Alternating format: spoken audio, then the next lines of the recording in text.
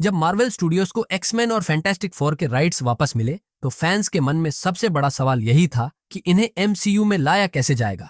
और एक और बड़ा सवाल था, आखिर अब तक अवेंजर्स और फैंटास्टिक फोर कहाँ थे, एक्समैन कहाँ थे जब पहली अवेंजर्स मूवी हुई, जब एज ऑफ अल्ट्रॉन हुआ, इन्फिनिटी वॉर, एंड गेम तक इतने बड़े बड़े इवेंट्स हुए और एक्समैन या फैंटास्टिक फोर ने कभी दखल क्यों नहीं दिया।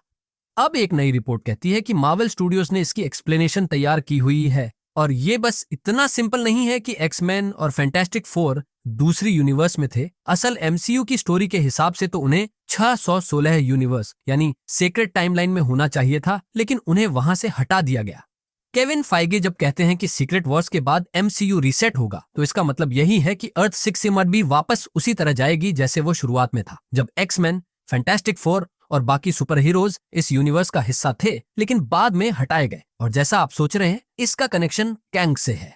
कई लोगों को लगा था कि सीक्रेट वॉर्स के बाद अलग अलग यूनिवर्स को मिलाकर एक नया यूनिवर्स बनाएंगे, लेकिन रिपोर्ट कहती है कि ऐसा नहीं होगा। असल में हमारा मेन यूनिवर्स वापस उसी फॉर्म में जाएगा जैसा वो था।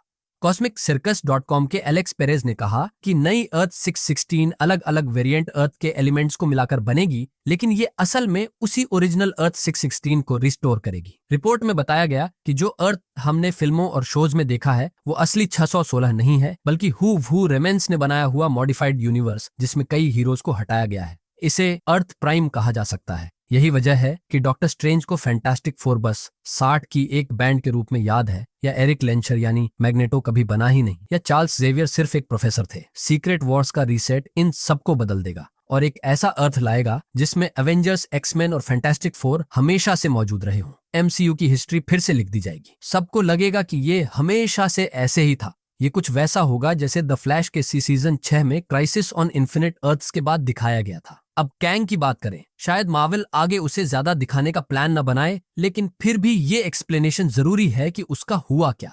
डूम शायद एवेंजर्स, फैंटास्टिक फोर और एक्समैन को बताएगा कि कैंग असली विलेन था, कैसे उसने टीवीए और मल्टीवर्स को कंट्रोल किया और खासकर कैसे उसने एक्समैन और फैंटास्टिक फोर को हटाया। हो सकता है डूम ही कंग को हटा चुका हो। डूम खुद को हीरो समझेगा और कुछ हद तक दूसरों को भी लगेगा कि वो सही है, लेकिन असल में वो मल्टीवर्स पर कंट्रोल चाहता है। अब रीसेट के बाद क्या होगा? सीक्रेट वॉर्स में मल्टीवर्स नष्ट हो जाएगा और सिर्फ एक यूनिवर्स बचेगा।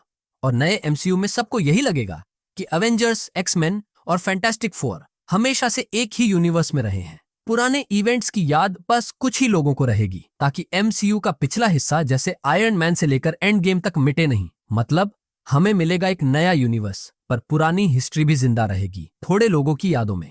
ये मार्वल के लिए दोनों दुनिया का बेस्ट जैसा है।